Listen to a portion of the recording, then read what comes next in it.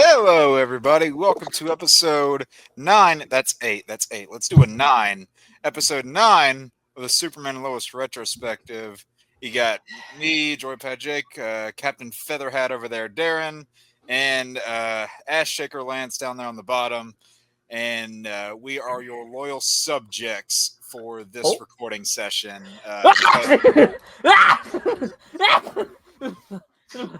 I'm sick, And guys. I'm Darren sorry. has just been exercised less than a minute into this recording. And he didn't even need.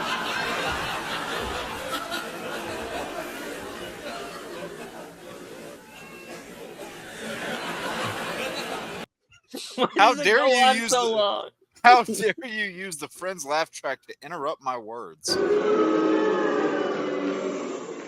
That's right. That's right. Anyway, this episode. Lance, I thought you were on a time crunch. Nope, that was an accident. No, that was an accident. Sure it was. But yeah, this episode 9, Be back. was definitely a little bit more tame after episodes 7 and 8, but still had some pretty crazy reveals in there, especially the one at the very end, which we'll get to. Yeah. But I will say this was another one of those episodes where you saw bits of it kind of out of order, and you keep seeing this repeated scene of the POV of someone going into Edge's office. Yeah.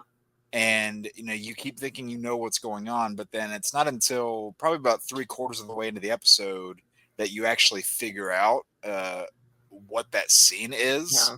And I love the kind of building up to there because they keep showing you bits and sprinkles of somebody walking into that office, and you think, "Oh, is this where it's going to tie in?" And then they pay it all off. But no, I love just how they open the episode with yet another subtle use of Superman's powers. It's just like a normal, day getting them all ready for school. And then you see Clark at the table in the dining room. He's like, "Oh, hey, the bus is here." It's like that's what a super dad would do in that scenario. And right there, the episode won me in already just on that simple aspect. Yeah. Yeah. I like this episode. Like, going into this episode, I was like, I don't remember which one this is. And as we get going, it's like, oh yes, it's the 6th episode. Very nice. This is the one we're doing. And I do think with that logic, like, as much I do really like this episode. It is not a bad episode by any means. I will say it might be technically one of the weakest so far. Yeah. Like, not because it's bad. But if that is one of your weakest, then that's a good sign.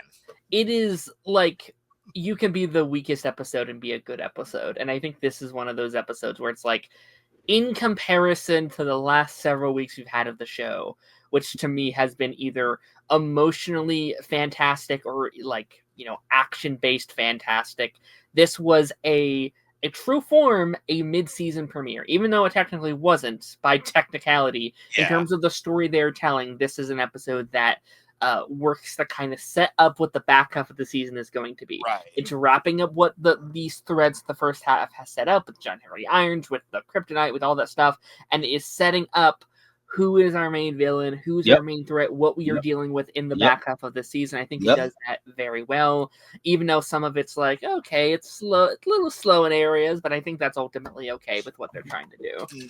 Yeah, the back half is a little bit slow, especially whenever you get to things like episode 12, 13. It kind of feels like the season has wrapped up at that point, but then it lingers for another episode or two, which we'll get there when we get to those episodes. But no, this episode definitely was lighter on the stakes, but with this episode being lighter in stakes, we got to spend more time with the characters. Yeah. So the stakes were not well done. It took me a second to get that one. And and see, in that context, I appreciate it because I can't stand well done steak. But anyway, and this is another one of those moments. This might be my favorite part of the episode, apart from the ending.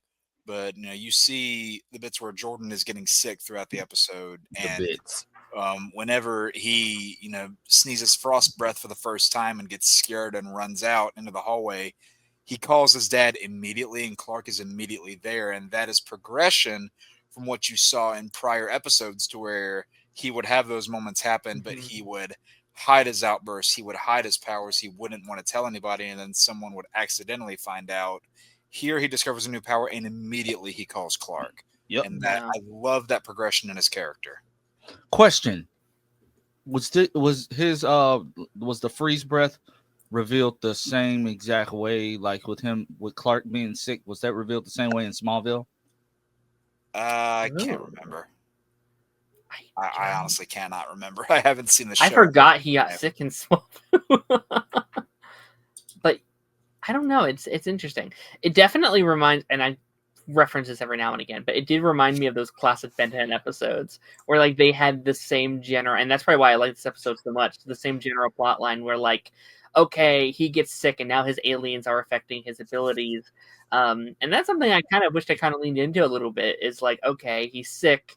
Does this affect his heat vision? Does this affect his ice breath? Does this affect this kind of stuff? But it definitely leaned more into the Jordan aspect of it, where it's like, this affected me, but it doesn't really matter because I can't get sick. But you, guess what? It's going to affect you. And oh, go ahead. Sorry. I was going to say I have. I was thinking, like, since I rewatched this episode like 3 times before we even decided to record this. Like, I've watched this episode religiously for analysis and research, so I know everything that happens. I know everything that happens. Jesus, y'all see that gray patch of hair right there? That looks like a piece of. You get a little salt and pepper there, Lance. Yeah, that's what they use. That's what the old ladies call me. And they be like, "Hey, salt," but never mind. But I was thinking, like, if it wasn't freeze breath, what would have come out? Like if it's like affecting him to a point of like it making him like sick. Like, what if it was his like blood or wind breath, or whatever you call that power? Like, what if it was that? Like, do you know how bad that would have been if he sneezed and blew like the laser piano? vision?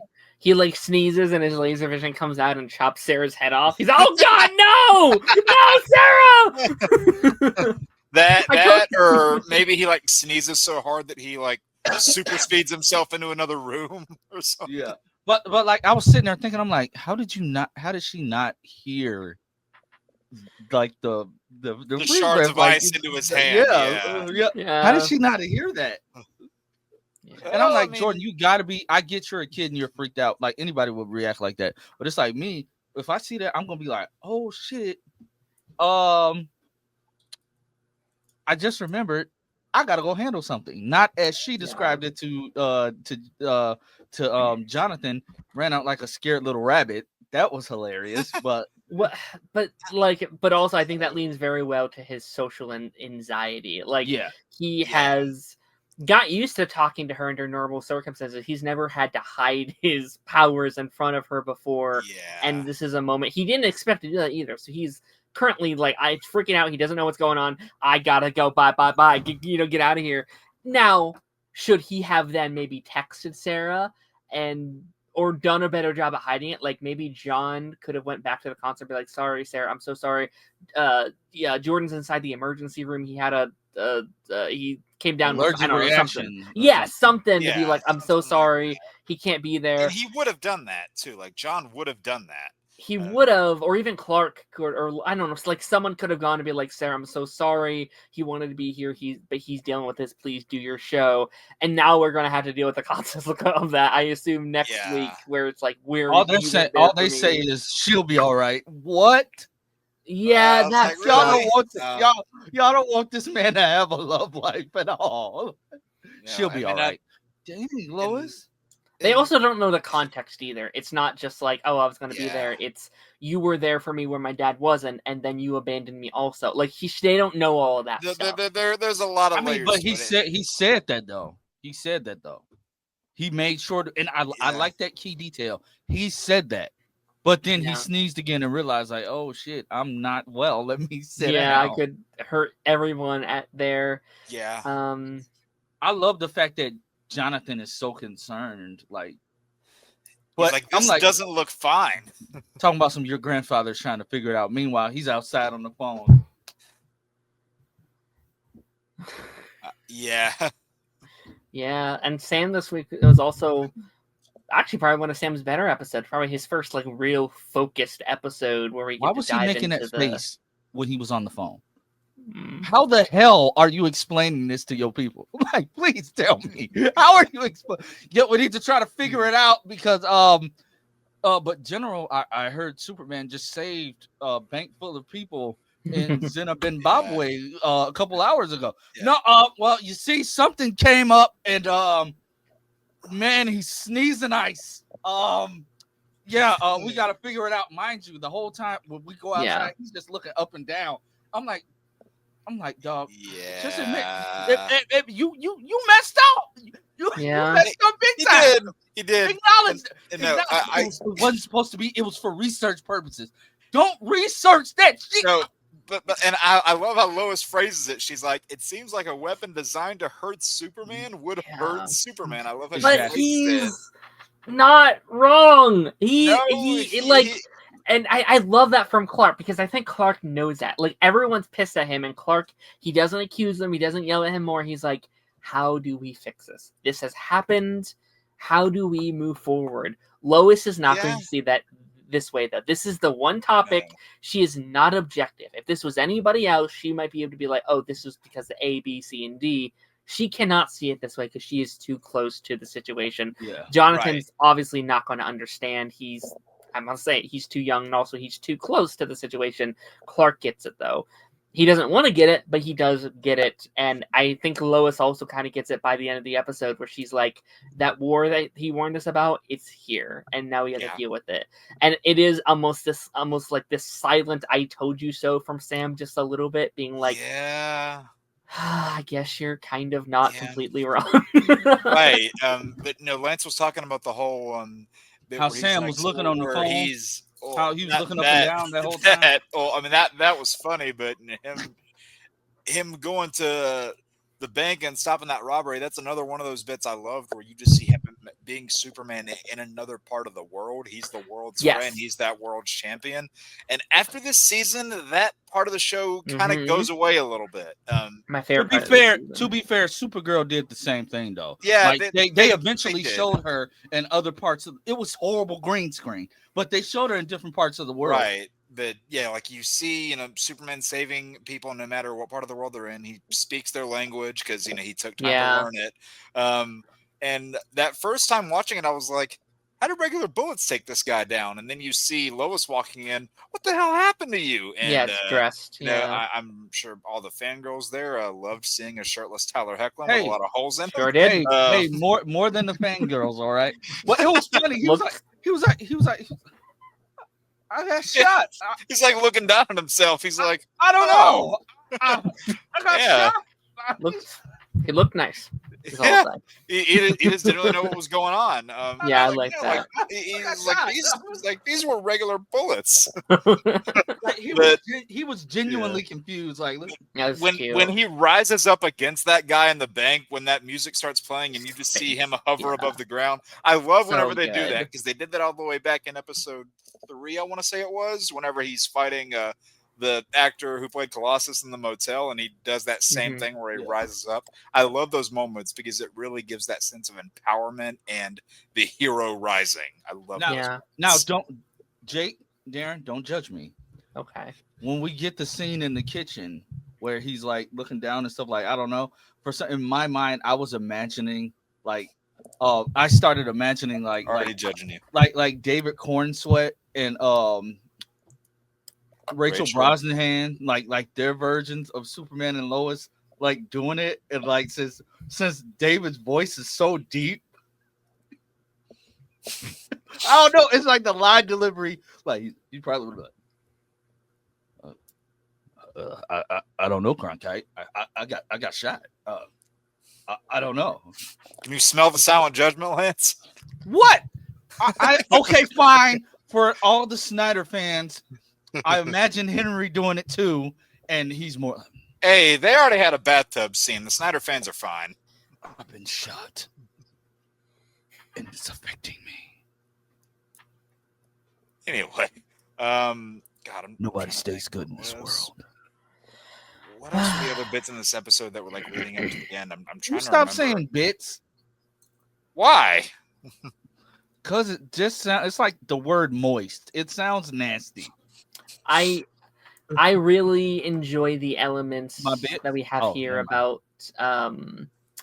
There's this theme here about Is it? what's the phrasing I want to say here.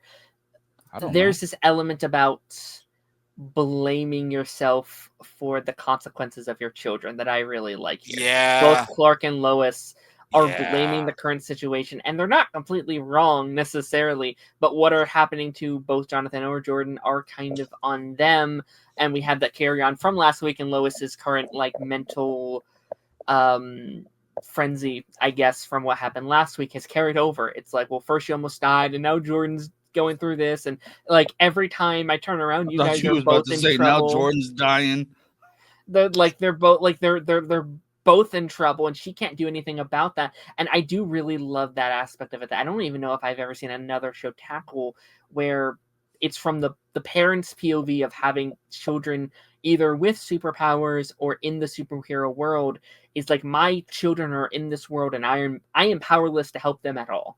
I have nothing in my arsenal that can help Jordan with what he's going through, and I feel powerless. And I love that element of it. Is like, it is my job as a mother to protect them, and I can't do that for them. And I love that storytelling. I love spending time with the mental capacity of these characters. I think that's great stuff. And then even Clark does it at the end, being like, you were fine before any of this. Like, you had a semi-normal life, and now you're doing this and this and this. And then Jordan saying like, yeah, but you didn't choose either, Dad. Like, this isn't on you. This is just the luck of the draw. Yeah, Like, Clark, that's a good scene. Clark would blame himself for that. He's like, your life's completely messed up because of who I am. All because of who I am. Yeah. And that's the classic thing where you see, like, even if the parents aren't 100% at blame, they're not going to tell the kid that. Like, they're going to shoulder it all. That's what they do. Yeah. And, well, I should say good parents do that. Yeah. But, they shoulder all of that stuff that's happening with their kid, whether it's all their fault or not, because, they don't, like, the kid's already dealing with a lot up here in their mind. They don't want the kid going through a cycle where they're blaming themselves for that too. Yep. And I will say, I do love the visuals that came in this episode with, like the scenes you got in the fortress, and just the expressions where as soon as they said, we can get the kryptonite out of him, but it's only going to be the same way we did it with you. You can tell Clark knows what that means, and he's like, oh shit. Yeah. And like the way that they're building up to it, Alex Garfin really sold it in that scene. You can tell how much pain Jordan is in and how much Clark hates that this has to happen, but he knows there's no other way. And he's just holding him as tight as he can, but as tight as he can to the point where he doesn't, crush him.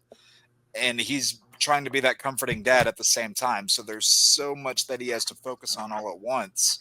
And that's kind of the daily dilemma of Superman. Like, he has to be, that caring individual, that symbol of hope, that friend, that caring figure, but he cannot lose control of his powers, even if he's doing something that is 100% right. And the show displays that so well. Yeah, I agree. I'm trying to think. I mean, you have the Lana stuff this week as well. You have everything building with Edge. Yeah, and I will say on the Lana stuff, even though I forget the character's name, but the other character that's there at that performance, I forget her name. Is it Emily? Is that the name? Maybe. It's it's the lady's daughter. I know that much. It's the lady that works with Lana, right? Yeah, I'm trying to think of her name though. The lady that works with Lana. I think it's Emily. I might be wrong. Yes, Emily, I believe. Okay, cool. Yeah. I love the bit whenever she's talking to Clark in the diner, and it's like, oh, I haven't seen you in a little bit of time. It's people. It shows you that Clark is still a part of Smallville as he was back in his childhood days. But obviously, there's, for now at least, there are two parts of him that are split in Smallville, but you get to see more of that Clark Kent part. People who know him, people who knew him then and are reconnecting with this new version. And then you see Lana later where she says, her daughter means the world to her. You know, she wouldn't abandon her in a moment like this. Yeah. And this is what they've said about the show more than once, is that it's a family show first and a superhero show second, and you really feel that. You feel that, and like I also think it's good showing off that there's still, for now, some of them in there. Like they haven't fully transitioned Yeah. into full Kryptonian. She still knows Clark and their history, and there almost felt like there was almost a bit of jealousy to Lana when she said, "Oh, I bet she can tell how about your old boyfriend." Like I like in that line, I was like, did she have like a crush on him back in the day or something? I don't know. Like I kind of got that vibe a little bit, but maybe I'm wrong with that. But no, like you are right. Like it does show the history that they all have. There was an entire world and an ecosystem that, you know, that was seen on screen, and you know, similar to what you saw in, you know, Smallville, if you like that show or not. But like, you know, I think that's kind of the basis of that show was based on, and that ecosystem, and what I think made that show so good. But yeah, no, I like that stuff a lot. I liked the reveal with Kyle a lot too. I liked, you know, Yeah. he's like the one time he is a present, supportive husband and father and just genuinely good guy, is when it's not really him. It's like, oh, Yeah, Kyle, that's not a good look, my guy. then Not it a goes- good look. Then it Come on, goes. Mija. Then it Come on, goes to Mija. We shit. can sing it together, Mija. Come on. Yeah, but also I Yeah. do like that it's like I again I wonder how much of that was him and how much of that was Yeah. the Kryptonian side of him. And like I love the bit that paranoia was like I was tracking her home and I was doing this and then something happened and I wasn't there. Like he is scared. Yeah. He's a scared And, man, and you know, I like that vulnerability from Yeah. him. And you know, somebody like Lana, you know, with Kyle's history, will see that as, you were drinking again, weren't you? Like that's the reaction Yeah. that they go to with that. But you can see his face, like he's not trying to play anything off. He's legitimately scared. He doesn't know Yeah. what the hell's happening to him. Nope. And the bit with that you see at the end where it's him in the barn, I Yeah. love that bit. I mean, was it interesting to see them in, you know, the action scenes? That was a little unusual, Yeah. but still I shot. thought it was cool. I thought when we Still shot first in a saw pretty it, I cool thought way. it was cool because it's giving actors and characters that normally wouldn't have stuff like this It lets them a branch chance out. to experience a chance to branch out, a chance to experience the action. Because let's face it, Cal, you're not gonna get this chance again. All right, you get your mijas and then you get to go have an affair, and then you get to go have lots and lots of love making, baby making time with Chrissy Other Beppo. characters. So yeah, like Shout out I mean, to my you get that, stupid. but- Shout out to my stupid theory at the end of season 3 when I said Kai was going to be Cyborg Superman.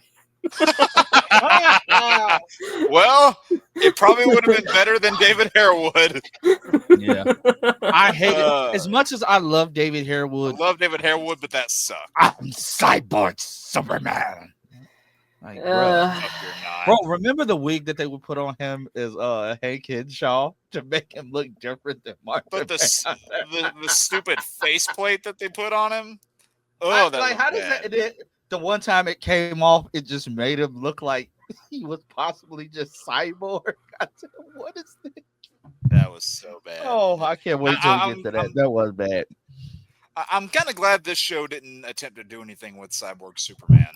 Now, Yeah. would they have if it went on longer? Maybe, but Yeah, I'm kind of glad they didn't.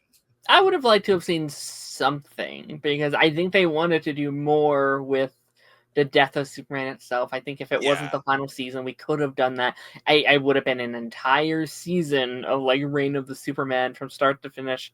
We had all the pieces there outside of Cyborg Superman, but it is what it is. They did what they could, and I'm appreciative of it. You likely wouldn't have had the Eradicator back because he was already gone from the show at that point.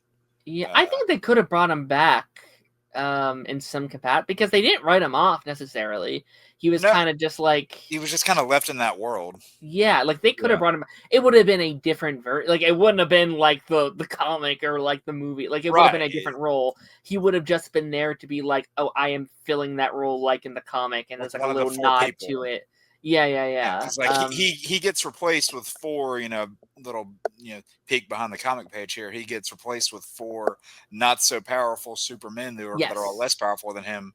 John Henry Irons being one of them, who's already there.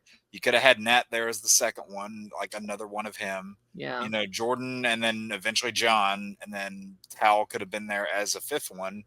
And because this at that point wasn't connected to Arrowverse anymore, you probably wouldn't have gotten Kara, but if it still was, that would have been where she would come in. I feel like. But I do like the idea of like Eradicator coming back because his brother died, and it was like, I mean, I guess they kind of already literally did that in season 2. Like they did that plot line already. But I think that would have been cool. Like, oh, you need someone to step up. You need to help. The world's going through whatever. I need to help you. But speaking of which, the reveal at the end of the episode, like we actually get him, which is a great reveal. I remember being like, what the fuck are we doing? Why is Morgan Edge? I was like, is he Zod? And it's like, no. The reveal itself is cool, but then the last word spoken of the episode is the needle drop. Yeah. Brother. It's like what the hell? And like I remember after that episode aired, my mom asked me, she goes, he doesn't have a brother, does he? I'm like, nope. So he typically doesn't, and that was one of the liberties that they took, but I absolutely did not mind. I did not mind at all, because it expands a little bit, and it deviates from like you always think of Superman as the last son of Krypton, and this twist that a little bit. You're like, what if he wasn't? And you get to explore bits of that Kryptonian heritage, which is, I think, one of the stronger elements you got out of the DCEU Superman. You got to do that a little bit here with this one, and I like how they did it. And I think it works very well, especially assuming that this world doesn't have a Supergirl, right? There isn't. I mean, maybe there could have been off screen that we didn't see. There was many years that she could have shown up or whatever. But I just going out on a limb saying she just doesn't exist in this continuity. And this is he's kind of their version of that character, this kind of other Kryptonian hero, I guess, by the end. Eventually, help Superman, now and again. But yeah, I don't think he stayed there forever. I think he probably came back to visit. I bet their bond grew and changed and morphed. He was probably a great uncle to those children, So like I like that dynamic a lot. And I think it's a great substitution to Zod, because like we had already done Zod kind of with Tyler Hoechlin. They referenced him. He was a thing. Did they reference him once we got to this show? Because I know they did in Supergirl a couple times, but did they ever in this show? Well, they do in upcoming episodes. I don't know if it's like a past, because he goes into the body, right? Yeah. Okay. Which is like, okay, that makes sense now. But like, I like that it is like they do Zod and they do the storyline with Zod without it just being like, it's a Superman season 1 with Zod. It's like Zod's been done a lot, and it gives you this kind of fresh, new take on this character, but with the elements that you still like from that storyline. So I'm really love that they went this direction. They could have just done Zod again and it would have been fine, but I definitely appreciate it. Yeah. And I definitely like where that reveal sets up the last few episodes of the season to go. And it creates, honestly, I think, what is one of the best parts of season 2 also. Like, as you see it span across pretty much that entire season up to the end, really, because you think going into season 2 that they're kind of done with the Tao storyline, but that's not true at all. Yep. Were there any other bits that we haven't touched? I mean, Lana being a horrible spy, but yeah. Was she bad, or was Morgan Edge just good? She was bad. I mean, she was bad. I mean, even when you get to season 4, you can see that people see right through Lana when she's trying to lie. That's fair. That's fair. Yeah, bro. She was bad. Like, I can't lie. I do actually really like the Sarah bits in this episode too. Me too. Like, I think this is one of her better episodes where when she's singing on stage and she's just genuinely happy.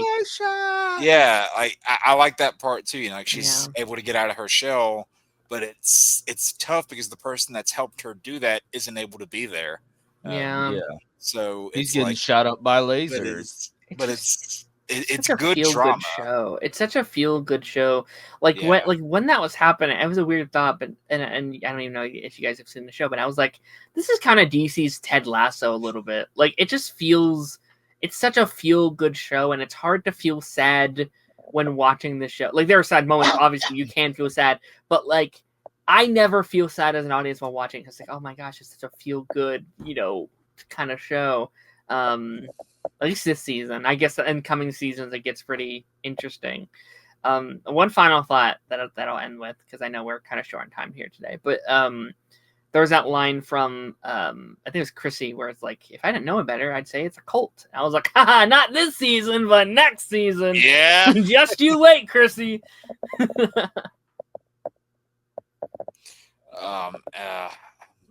I'm trying to think. I think we hit all the major parts of this episode. Yep. But yeah, we're really getting through this season. We only have six episodes left. Six episodes left for the first season. Yeah. Is the Backflash episode? Is that next? Backflash? No. No? Okay. And it's not a Backflash episode either. It's a flashback episode. What did I say? You said Backflash. Yeah. Flashback. Same thing. Darren, are you high? No, I've always called it Backflash. I don't know. Same thing. Have you always said that? I think so. That's crazy. I don't think so. Backlash. Whatever. But guys, make sure to like, share, and subscribe. Keep running the channel numbers up. These two guys, they're linked as well. Go follow their channels. Great content. Jake just dropped a video yesterday because we're at the posting time this. this was coming out. Yeah. Trying to get to 2,000 by Christmas. Let's see if we can do it. I'm 300 Me away. Me too. I have a new review out on my channel as well. I'm trying to get my movie reviews to do better. They always seem to falter when it comes to films. I don't know why. I gotta find that sweet spot in the hashtags, I guess. I don't know. But until our next communion, we'll be back next Saturday with episode 10. Hope you guys are ready. Bye. Bye. I'll actually watch it this time.